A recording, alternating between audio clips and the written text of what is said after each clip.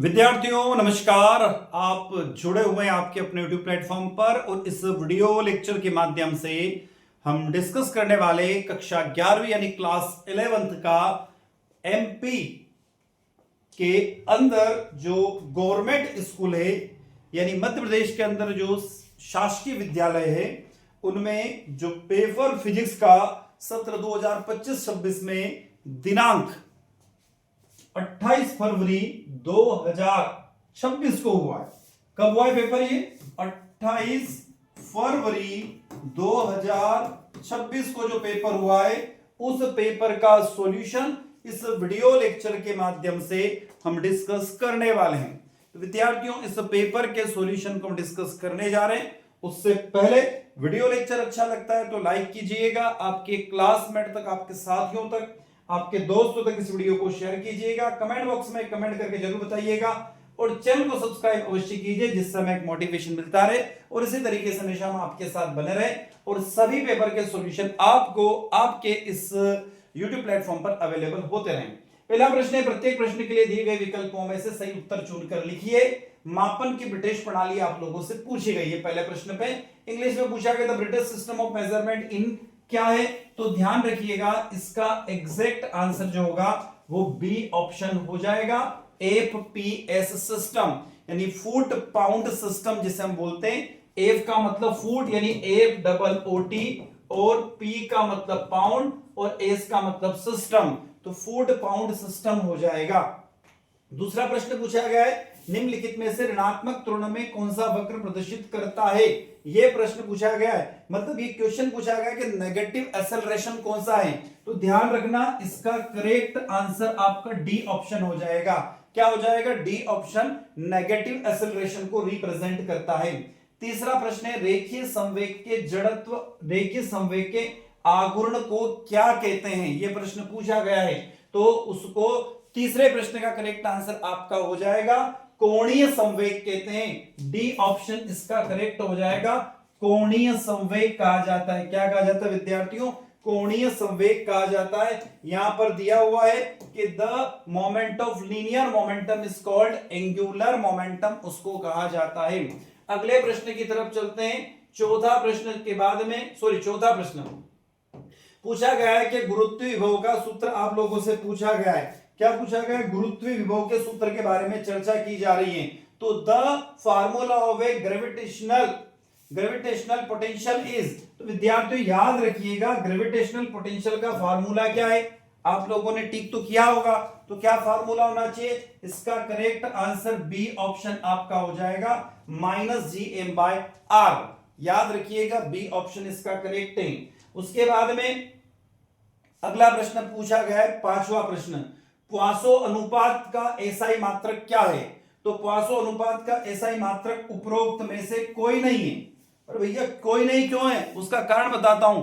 प्वासो का अनुपात दो विकृतियों का अनुपात है। कितनी विकृतियों का? दो विकृतियों का अनुपात होता है। एक होती है अनुप्रस्थ विकृति, एक होती है अनुदैर्घ्य विकृति। कितनी? दो विकृति होती, अनुप्रस्थ विकृति और अनुदैर्घ्य विकृति। चूंकि यह दोनों समान भौतिक मात्राओं का अनुपात है, दोनों क्या है? समान भौतिक मात्राओं का अनुपात है, इसलिए यह एक यूनिट लेस क्वांटिटी है, यानी कि एक मात्रहीन मात्रा है, यानी इसकी कोई भी यूनिट नहीं होती है। तो प्वासो अनुपात का ऐसा यूनिट कोई भी नहीं होती है, क्योंकि अनुप्रस्थ विकृति और अनुदैर्घ्य विकृति का यह एक रेशो जो होता है, इसलिए।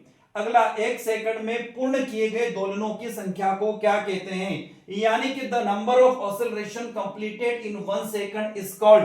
बड़ा अच्छा आंसर है इसका। तो इसको बोलेंगे हम फ्रीक्वेंसी, हिंदी में बोलेंगे आवृत्ति। चौथे का बी ऑप्शन आवृत्ति हो जाएगा। अगले प्रश्न की तरफ मैं आपको ले चलता हूं। दूसरा जो प्रश्न है वो है, रिक्त स्थानों की पूर्ति कीजिए, यानी कि फिलिंग द ब्लैंक्स के बाद में हम लोग आ गए और रिक्त स्थानों की पूर्ति के लिए इस प्रश्न को डिस्कस करते हैं। रिक्त स्थानों की पूर्ति के लिए पहला प्रश्न पूछा गया है। क्या है प्रश्न? बिल्कुल इस प्रश्न को हम देख लेते हैं। रिक्त स्थानों की पूर्ति कीजिए। किसी 1 सेंटीमीटर भुजा वाले घन का आयतन, the volume of any cube side 1 centimetre is. अब क्या है?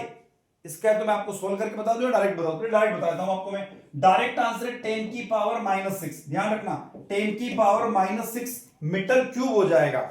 अब आप बोलोगे सर 10 की पावर -6 मीटर क्यूब क्यों हो गया?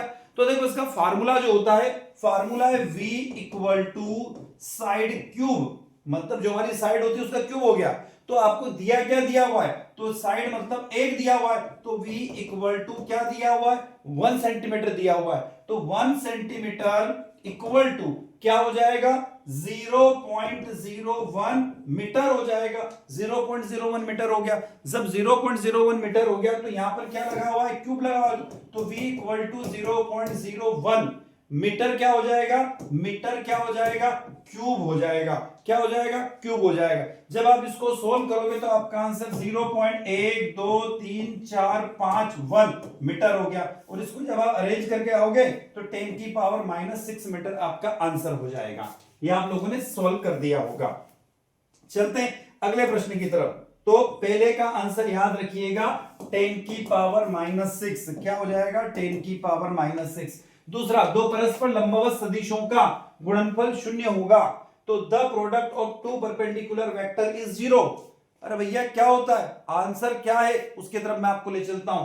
तो यहां पर हिंदी में यदि आप लिखोगे तो बिंदु क्या आएगा, बिंदु, दो परस्पर लंबवत सदिशों का बिंदु गुणनफल 0 होता है, बिंदु गुणनफल 0 होता है। या फिर यदि आपने यहां पर अदिश शब्द भी लिख दिया है तो भी करेक्ट होगा, अदिश शब्द भी करेक्ट होगा, ध्यान रखिएगा अदिश शब्द भी करेक्ट होगा। यहां पर यदि आपने पॉइंट लिख दिया या वेक्टर लिख दिया, दोनों करेक्ट आंसर हैं, ठीक है। तो दो परस्पर लंबवत सदिशों का अदिश गुणनफल 0 होता है, ये भी आप लिख सकते हो ना। अगला तीसरा, स्थानांतरित गति में जो महत्व द्रव्यमान का है वही महत्व घूर्णन गति में किसका होता है, तो मोमेंट ऑफ इनर्शिया, यानी हिंदी में लिखें तो जड़त्व आघूर्ण। ध्यान रखिएगा क्या आंसर हो जाएगा, जड़त्व आघूर्ण इसका एग्जैक्ट आंसर हो जाएगा। तो आप लिखिएगा इसका आंसर जड़त्व आघूर्ण। चौथा प्रश्न, जलीय दाब के कारण उत्पन्न विकृति को क्या कहते हैं, चौथा प्रश्न है, तो उसको आयतन कहते हैं। क्या कहते हैं, आयतन कहते हैं। तो यहां दिया हुआ है the strain produced due to water present is called volume strain, volume strain हो जाएगा, या वॉल्यूमेट्रिक स्ट्रेन भी आप लिख सकते हो। पांचवा प्रश्न, कला नियतांक का एसआई मात्रक क्या है, तो ध्यान रखना रेडियन है। क्या है, रेडियन है, ध्यान रखना रेडियन है। छठा, यदि बाह्य आवृत्ति निकाय की स्वाभाविक आवृत्ति के बराबर हो तो निकाय में क्या उत्पन्न होता है, तो निकाय में अनुनाद यानी कि रेजोनेंस उत्पन्न होता है, अनुनाद यानी कि रेजोनेंस उत्पन्न हो जाएगा। तो ये आप लोगों ने देख लीजिए कितने सही हुए आपके। अब मैं आ गया हूं सही जोड़ी मिलाइए की तरफ, मैं आपके पास में आ रहा हूं कि सही जोड़ी आपको मिलाना है। तो आपने क्या क्या मिलान किया, पहला जो है आवेग, आवेग क्या होता है, आवेग हो जाएगा संवेग में परिवर्तन। तो ये आपका पहला हो जाएगा संवेग में परिवर्तन। दूसरा बाह्य बल, बाह्य बल हो जाएगा आपका संवेग में परिवर्तन की दर, संवेग में परिवर्तन की दर। तीसरा त्वरण, तीसरा त्वरण, त्वरण जो है वो हो जाएगा वेगों में परिवर्तन की दर। इसकी वेगों में परिवर्तन की दर को क्या बोलते हैं, त्वरण बोलते हैं। चौथा कार्य, कार्य का हो जाएगा बल गुणा विस्थापन, क्या हो जाएगा, बल गुणा विस्थापन। तो यह आपका हो जाएगा चौथा, बल गुणा विस्थापन। पांचवा शक्ति, शक्ति क्या है, तो यह हो जाएगा बल इंटू वेग, तो यह आपका पांचवा हो गया। और आखिरी घर्षण बल, ये असंरक्षी बल हो जाएगा, याद रखना असंरक्षी बल हो जाएगा। इसको आप देख लीजिए, नोट डाउन कर लीजिए। आगे बढ़ते हैं, इसके बाद हम लोग अगले प्रश्न की तरफ। इंग्लिश के बेसिस पर, हिंदी के बेसिस पर आप इंग्लिश में कर लीजिएगा। अब आ जाते हैं अगले प्रश्न की तरफ। ये दिया हुआ है ट्रू और फॉल्स की बात कर रहे हैं, सत्य और असत्य को छांटिए। ये प्रश्न आपके पास आया था, अगला प्रश्न। तो चौथा है वेग समय ग्राफ का ढाल त्वरण प्रदर्शित करता है। The slope of VT graph represent the acceleration. तो ये स्टेटमेंट आपका सत्य होगा। क्या होगा आपको लिखना था? सत्य। याद रखना ये स्टेटमेंट ट्रू है। दूसरा स्टेटमेंट दिया हुआ है भूमध्य रेखा से ध्रुवों की तरफ जाने पर जी का मान बढ़ता है। तो विद्यार्थियों ये भी स्टेटमेंट सत्य है, ध्यान रखिएगा स्टेटमेंट सत्य होगा। तीसरा 4 डिग्री सेंटीग्रेड पर जल का आयतन न्यूनतम होता है। तो ये बात भी सत्य है, ट्रू है। ठीक है। उसके बाद डी ठोसों में ऊष्मा का प्रवाह, ठोसों में ऊष्मा का प्रवाह, ठोसों में ऊष्मा का प्रवाह संवहन विधि द्वारा होता है। तो यह स्टेटमेंट फॉल्स है, यानी कि असत्य है। क्या है? असत्य। अगला आवृत्ति गति में वस्तु का पथ हमेशा सरल रेखीय होता है। तो ये स्टेटमेंट भी असत्य है। देख लीजिए इनको, ट्रू फॉल्स को देख लीजिए आप लोग, एक बार इनको क्रॉस चेक कर लीजिए आप लोग, फिर आगे बढ़ते हैं हम लोग यहां से। तो विद्यार्थियों हम अगले प्रश्न की तरफ चल रहे हैं, प्रश्न क्रमांक 5 की तरफ। निम्नलिखित प्रश्नों को उत्तर एक शब्द या एक वाक्य में लिखिए। अब आ जाते हम एक शब्द या एक वाक्य में उत्तर की तरफ आ जाते हैं।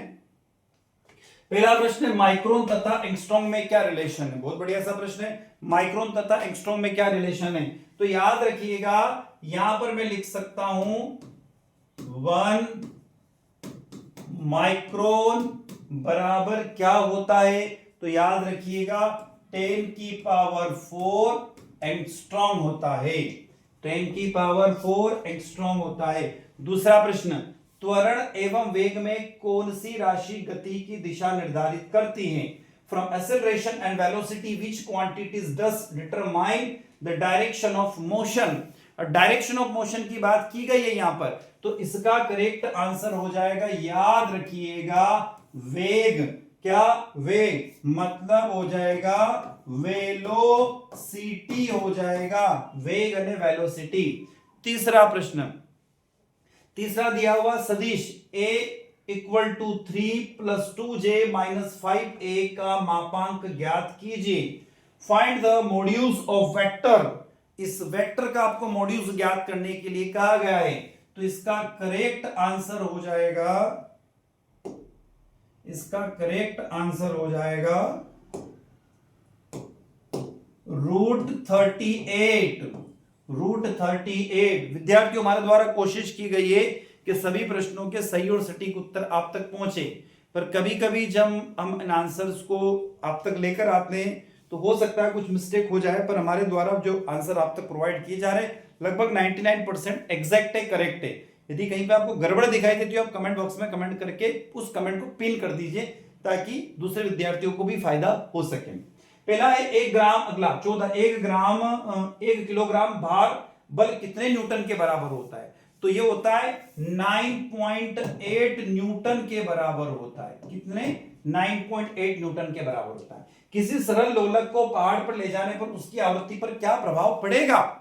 खास बात है, तो ध्यान रखिएगा उसकी आवृत्ति घटती है। आवृत्ति घटती है मतलब फ्रीक्वेंसी इज डिक्रीजेस, उसकी फ्रीक्वेंसी घट जाएगी। चलो अगला प्रश्न मैं आपको ले चलता हूं, छठा प्रश्न। एक कार, ये 1-2 प्रश्न ही आपको बता रहा हूं, मैं सबके सॉल्यूशन नहीं बताऊंगा क्योंकि सबके सॉल्यूशन बताऊंगा तो वीडियो की लेंथ बहुत ज्यादा हो जाएगी। इस प्रश्न को देख लेते हैं। एक कार विराम अवस्था से चलना प्रारंभ करती है, 10 सेकंड पश्चात उसका वेग 108 किलोमीटर प्रति घंटा हो जाता है, तो कार का त्वरण ज्ञात कीजिए। तो देखो उसका प्रारंभिक वेग आप लोगों से पूछा गया, तो प्रारंभिक वेग v इक्वल टू क्या हो गया? 0। वेलोसिटी क्या है? 0। अब समय क्या कह रहा है? तो समय कह रहा हो t इक्वल टू 10 सेकंड कह रहा है। समय क्या कह रहा हूं? t इक्वल टू 10 सेकंड कह रहा है। अब सेकंड 10 सेकंड पश्चात उसका वेग क्या हो गया? तो ये तो v1 है, ये v2, तो v2 आपका क्या हो गया? 108 किलोमीटर प्रति ओवर हो गया, है ना, प्रति घंटा हो गया। तो ये सब हमने लिख दिया। अब आपको क्या ज्ञात करने के लिए कहा गया? उसने कहा गया कि सर त्वरण ज्ञात कीजिए, मतलब एक्सेलरेशन a को ज्ञात करने के लिए कहा गया, तो a को ज्ञात करना है।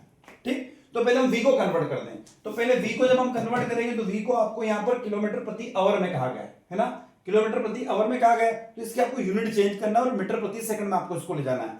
तो हम लिखेंगे v इक्वल टू 108 गुणा 1000, याद रखिएगा, ठीक है। 1000 जैसे मैं लिखूंगा तो इसकी यूनिट क्या हो जाएगी, मीटर हो जाएगी। अब मेरे पास में घंटे को मैं मिनट में चेंज करूंगा तो 60 इंटू 60 करना पड़ेगा, आप लोग अच्छे से जानते हो। तो 60 इंटू 60 सेकंड किया, तो जब आप इसको सॉल्व करोगे तो v आपका निकल कर आ जाएगा 30 मीटर प्रति सेकंड। क्लियर है तक? मुझे लगता है तो कोई समस्या होगी। क्लियर? अब आ जाता हूं मैं एक्सेलरेशन के पास। मुझे क्या पता करना है, एक्सेलरेशन पता करना। तो एक्सेलरेशन का फार्मूला क्या है, a equal to V by T होता है। a equal to V by T होता है। तो v कितना है 30 और t कितना है 10। क्वेश्चन में दिया हुआ ना ये 10 सेकंड, आ रहा समझ में? तो यदि आप इसको सोल्व करोगे तो इसका आंसर अब निकाल लो क्या है। तो आपका आंसर हो जाएगा a इक्वल टू 3, क्या आ गया 3 आ गया, और 3 मीटर प्रति सेकंड कर लो उसको, ठीक है, मीटर सेकंड इनवर्स स्क्वायर हो जाएगा, ठीक है। तो ये आपका आंसर हो गया, एक्सेलरेशन हो गया। एक्सेलरेशन ए का मान ध्यान रखिएगा 3 हो गया। तो समझ में आ गया होगा आपको इस प्रश्न का आंसर। चलते हैं अगले प्रश्न की तरफ। दूसरा, उसके अथवा में एक और प्रश्न दिया आपने, तो अथवा वाला किया होगा। अथवा वाला बताया था आपको मैं। अथवा वाला क्या करें, निम्नलिखित सहायता से किसी वस्तु द्वारा 15 सेंटीमीटर में चली गई कुल दूरी ज्ञात कीजिए। देखो 15 सेकंड है ना, 15 सेकंड में चली गई दूरी ज्ञात करना है आपको, ये कहा गया है। तो यदि कहा गया है तो ये आप पहले पढ़ो, यहां क्या कहा, ये लाइन कहां से चालू हुई, 20 मीटर प्रति सेकंड से लाइन चालू हुई, 20 प्रति सेकंड पर। और इस पर टी क्या है, शून्य। इस पर टी क्या है, शून्य, क्योंकि टी जीरो है, स्थिर है। टी शून्य, टी जीरो है। अब ये क्या कह रहा है, कुछ समय बाद टी क्या हो गया, 15 हो गया। टी क्या हो गया, 15 हो गया, 15 सेकंड हो गया। तो टी क्या हो गया, यहां पर 15 सेकंड लिखा ना इसने, टी क्या हो गया आपका 15 सेकंड हो गया। तो यदि मैं इसका फार्मूला लिखूं डी यानी distance travel by any substance या एनी ऑब्जेक्ट, तो डी इक्वल टू क्या होगा, तो डी इक्वल टू हो जाएगा velocity into time. Velocity into time. Velocity कितनी है 20, टाइम कितना है 15। और भैया आप तो सोल्व कर लो, कितना आया सर 300 एम मीटर। यहां से क्लियर है, तो ये आपका आंसर इतना सा करना था, d equal to v to T करना था, 20 गुणा 15 करना था, 300 लिखना था, ये आपका आंसर हो गया। इसके अलावा कुछ है नहीं इसके अंदर। अब आ जाता हूं मैं न्यूटन की गति का द्वितीय नियम। आप लोगों ने लिखा ही होगा कि न्यूटन की गति का दूसरा नियम क्या कहता है। तो न्यूटन की गति का जो दूसरा नियम है, write down the Newton second law of motion, क्या कहता है, किसी वस्तु का त्वरण उस पर लगने वाले कुल बल के सीधे समानुपाती और उसके द्रव्यमान के क्या होता है, व्युत्क्रमानुपाती होता है। तो कुल मिलाकर न्यूटन ने सीधी सी बात कही थी, क्या कही थी, न्यूटन ने कहा था कि F equal to M A कहा था, याद है आप लोगों को। F क्या है, शुद्ध बल है, m क्या है, द्रव्यमान है, a क्या है, एक्सेलरेशन यानी कि त्वरण है। तो किसी वस्तु का त्वरण उस पर लगने वाले कुल बल के सीधे समानुपाती और उसके द्रव्यमान के व्युत्क्रमानुपाती होता है। क्लियर? आगे चलता, घर्षण गुणांक की परिभाषा में विमित सूत्र लिखिए। अब कितना सरल सी बात है, घर्षण गुणांक एक आयाम है, एक यूनिटलेस क्वांटिटी है। तो घर्षण गुणांक एक आयामहीन अदिश राशि है जो दो सतहों के बीच यानी दो सरफेस के बीच घर्षण बल, ये जो दो सरफेस है ना, इनके बीच में घर्षण बल और उन सतहों को आपस में दबाने वाले अभिलंब के अनुपात का वर्णन करती है। तो इसका विमीय सूत्र क्या है, आप लोगों को पता है, m की पावर 0, l की पावर 0, याद है कि नहीं, और t की पावर भी क्या हुई 0। ये इसका विमीय सूत्र हो गया। आगे जी और जे में क्या संबंध है, ये तो याद होगा आप लोगों को। जी क्या है, ये छोटा जी और बड़े जी में अंतर है। क्या है, छोटा जी जो है गुरुत्वाकर्षण के कारण त्वरण है, गुरुत्वाकर्षण के कारण त्वरण है, एक्सेलरेशन है। और बड़ा जी ये किसको रिप्रेजेंट करता है, ये रिप्रेजेंट करता है सार्वभौमिक गुरुत्वाकर्षण स्थिरांक के, गुरुत्वाकर्षण यानी gravitational constant, universal gravitational constant, बड़ा जी। अब इनके बीच में रिलेशन की बात होगी। अरे भैया रिलेशन तो आप लोगों को याद होगा, G इक्वल टू बड़ा छोटा जी बराबर क्या है, बड़ा G capital M by R square. M क्या है, mass of the molecular sorry mass of the हमारा अर्थ, तो पृथ्वी का द्रव्यमान, आर क्या है, रेडियस है। क्लियर? और जी तो हमने बता ही दिया। आगे चलते हैं नेक्स्ट, अगला पलायन वेग। अरे भैया पलायन वेग वीई और कक्षीय चाल v0, के बीच में क्या संबंध है? अरे भैया इसका एक संबंध है, आप लोगों को याद होगा, तो VE equal to √2 by VO। एक रिलेशन आप लोगों ने कभी पढ़ा हो तुम, एक और बताता हूं मैं, एक और फार्मूला लिख देता हूं, VO, ठीक है। VO क्या बताता है? देखो VO जो बताता है वो बताता है GM by R, √GM by R बताता है। और VE किसके बारे में बात करता है? तो VE क्या हो जाएगा? 2GM बाय R हो जाता है। तो ये दोनों के बीच में रिलेशन हो गया। तो ओरिजिनल रिलेशन तो ये वाला हो गया इन दोनों के बीच में।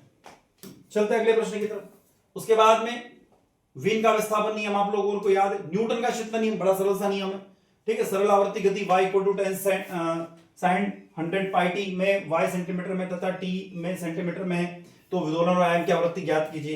तो विद्यार्थियों जो प्रश्न यहाँ पर पूछे गए हैं, देखिएगा आप, सरल आवर्ती गति करते हुए पिंड के वेग में व्यंजक प्राप्त कीजिए। उसके अलावा ये भी अच्छा सा प्रश्न है, व्यंजक जो बड़ा सरल सा पूछा गया है। इतना हम ये नहीं कह सकते कि जो आपका प्रश्न पत्र है वो कठिन है, हाँ मैं ये कह सकता हूं कि आपका प्रश्न पत्र मॉडरेट है, ठीक है ना। कोणीय संवेग संरक्षण का सिद्धांत लिखिए, कितना सरल सा प्रश्न है कोणीय संवेग का जो है। हाँ इस प्रश्न में थोड़ी सी आपको मेहनत करना पड़ जाएगी, और इसके और वाले में भी थोड़ी सी मेहनत है, ठीक है ना। ये दो प्रश्न मेहनत वाले हैं। एक है PV equal to NRT, PV equal to RT, ideal gas equation वाला कॉन्सेप्ट है, बड़ा सरल सा है, रिलेशन आपको बताना है, ठीक है। बॉयल का नियम, चार्ल्स का नियम, एवोगाड्रो का नियम का इस्तेमाल करते हुए इसको सॉल्व करना था। उसके अलावा प्रक्षेप का परिभाषा भी पूछी गई है, समांतर चतुर्भुज का सदिश नियम भी पूछा गया, कार्य ऊर्जा प्रमेय के बारे में बात पूछी गई है। सिद्ध कीजिए कि एक विमीय अप्रत्यास्थ संघटन सदैव ऊर्जा ध्वनि होती है। द्रवों के प्रवाह बर्नौली का प्रमेय पूछा गया है। पृष्ठ तनाव के बारे में पूछा गया। मेयर संबंध, कितना सरल सा, मेयर जो रिलेशंस उसके बारे में पूछा गया। और समतापीय प्रक्रम, यानी कि जहां पर टेम्परेचर कांस्टेंट होता है, एक जैसा होता है ना, उनके बारे में बात हुई और उनके कार्य की गणना के बारे में पूछा गया। तो इस तरीके से आपके पेपर में टोटल 20 प्रश्न पूछे गए। कितने? 20 प्रश्न पूछे गए। और एक खास बात और मैं आपको बताता हूं उस पेपर की जाते जाते, ठीक है, जाते जाते उसको मैं खास बताता हूं उस पेपर की खास बात क्या है। देखो इस पेपर की जो खास बात है वो ये रही, एक मिनट बता रहा हूं। मैक्सिमम मार्क्स 70 नंबर का आपका पेपर हुआ है, ठीक है। तो आपको 70 में से पास होने के लिए चाहिए 23 मार्क्स, 23 नंबर चाहिए। तो विद्यार्थी वीडियो लेक्चर अच्छा लगता है तो वीडियो को लाइक अवश्य कीजिएगा, आपके क्लासमेट तक वीडियो को शेयर कीजिए, कमेंट बॉक्स में कमेंट कीजिए, बताइएगा, और चैनल को सब्सक्राइब करना ना भूले, जिस समय एक मोटिवेशन मिलता है और उसी तरीके से हमेशा हम आपके साथ बने रहे। तो मैं डॉक्टर देवेंद्र कुमार शर्मा इस आपसे बता लेता हूं, नए वीडियो लेक्चर के साथ पुनः आपसे मुलाकात होगी। तब तक जय हिंद, जय भारत।